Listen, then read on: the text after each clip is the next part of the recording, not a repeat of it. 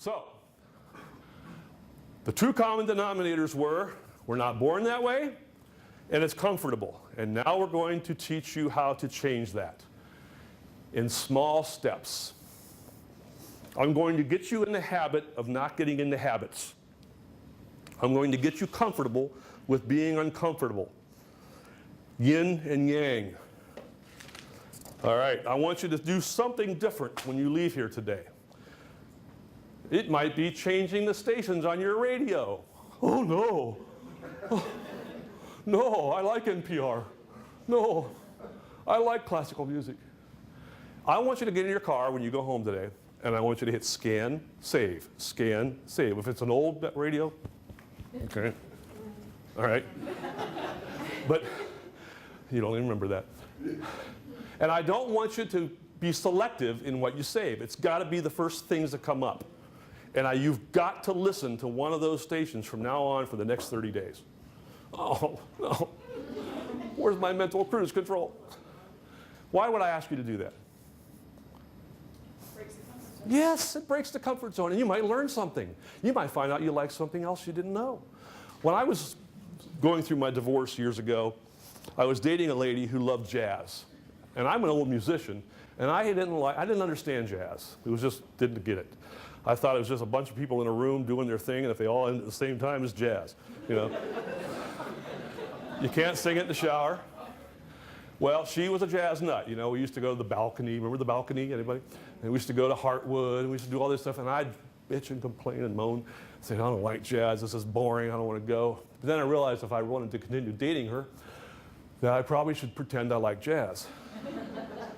So I started actually listening to jazz. And you know what? I liked it. It's got a different purpose. It's not necessarily head-knocking music and, you know, singing the shower music. It has a different purpose. I ended up buying jazz CDs. And all of a sudden I thought, wow, I wonder what else is out there. I never listened to country music. Now, country music today is a lot different than it was in the 50s and 60s. Country music today is more like the old rock was. And I'm going, wow. My wife and I, we'd go to country concerts and listen to country music. Just try it.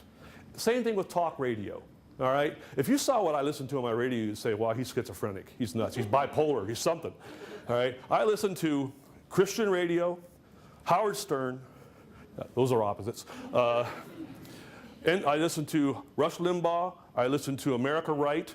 I mean, I listen to the extreme polar opposites of talk radio on the radio. And it's amazing what you learn. It really is. It expands the mind. It also reduces your judgmentalism. The more judgmental we are, the more bitter we become about things because so much is wrong and so little is right. So it's really just for your self-happiness, if nothing else, even if you don't learn something. Take a different route to work. In Pittsburgh, that's not an option.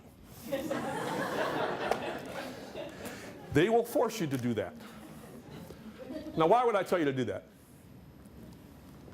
Mental cruise control. You got to think about it. And guess what? You'll see stuff you didn't see before. I worked in downtown Pittsburgh for 10 years and never looked up because I didn't want to look at people and, you know, brag people and street people. And then one day I took an architectural walking tour of Pittsburgh, and I was amazed at what I never saw every day. The beautiful architecture and the old buildings. Just walking into the front lobby of a lot of these old buildings, I thought, my God, 10 years I've been walking around here and I never saw a thing. It's a different route, a different route. Change your daily routine. Turn off the TV one night. We have gotten so, I don't know, don't get me on a soapbox, I won't do it. But I'm guilty too. You just get home, you're tired, you just want to veg, you don't want to have to think about anything, you have your dinner, and you plop, and you scan, and you find the least objectionable thing you can watch. We turned our TV off, and it was amazing. We actually talked. It was amazing. We sat on the porch. Wow. We went for a walk. It's a wild thing. You got to try it. Get lost. I mean this. Get in your car and go against your instincts and just go. Does anybody remember the days when my grandparents would come over every Sunday, we'd go for a Sunday drive?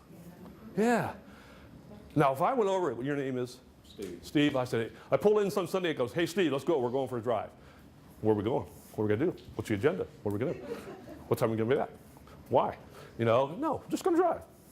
We don't do that anymore. It's a right-brained experience. It's unstructured, it's unplanned. You might stop for an ice cream cone, you might go to a flea market, who knows? But get lost. Don't use your GPS. Because all of a sudden, when you really are lost, your right brain will tingle. It might be fear, okay? This is a big one. Look up someone from your past. Remember I said all therapy goes into the past? This is self-therapy. I told you I didn't play the piano for 20 years.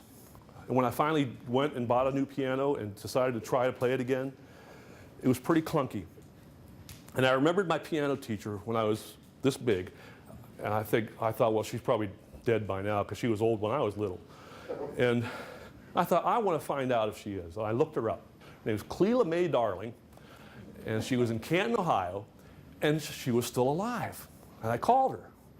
And I wanted to thank her for putting up with me for 13 years. And I told her the story. And I thought, wow, she's still alive. She was only 50. All right?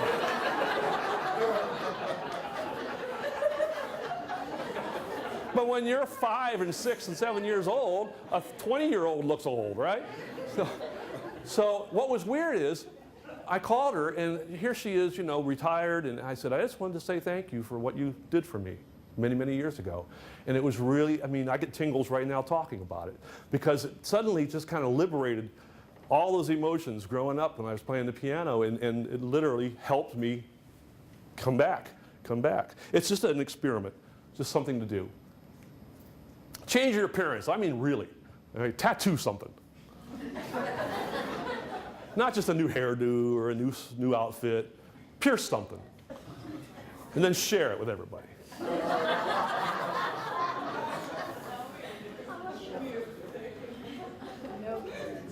Moonlight. Get a job you like.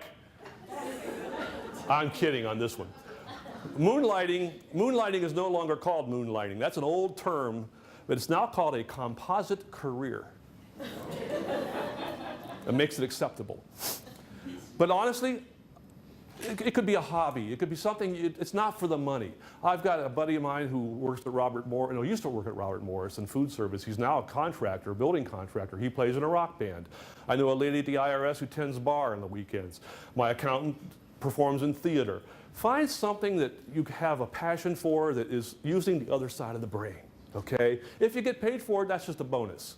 And who knows, maybe when you retire, like I said, my idea of retiring would be coming back here part-time. I love this place. Okay, keep going. Start a new hobby. I got a couple letters here that I got from people. I just want to share a couple real quick for you. This is from a lady. It says, Dear John, I had the pleasure of introducing your workshop at the SHRM conference last fall. I just wanted to let you know that you inspired me to do something I have been putting off for a long time. Your story of buying the grand piano and playing again motivated me to start singing seriously again. I have been taking classes since October, and it has been great. Even my husband has remarked on how good it is for my moods. I just wanted to let you know you made a difference. Thank you. Something simple. Something simple. I love this one. From having worked with you, I know you are on the lookout for information on weirdos and people who think out of the box. Let me tell you about a true weirdo, my husband. Ed has worked 25 years in corporate America. Jacuzzi, DuPont, Dow, Bayer. Now 50 years old, he wants to start a second career and live his dream by traveling North and South American continents in a luxury MCI motorhome. He's purchased a converted MCI bus some 40 feet long. Ed's the driver, host, chauffeur of the motorhome. He'll take up to 4 nice people anywhere, anytime in the United States, Canada, Mexico, and eventually South America. The enclosed brochure explains it all. He's got a brochure. This is not a tour, a conventional bus trip from point A to point B. It's so out of the box that the PUC classified private motor coach, his company, as experimental. For now, I am proud of my weirdo, out-of-the-box husband and support his plan as he launches his business. John, this is just the beginning of a new weirdo tale. I hope some years from now I'll be sending you a note about how this out-of-the-box idea succeeded. Cool. And then he just shows the ad he's placing in here. He wants 4 nice people. I don't know how you qualify for that, but that's cool.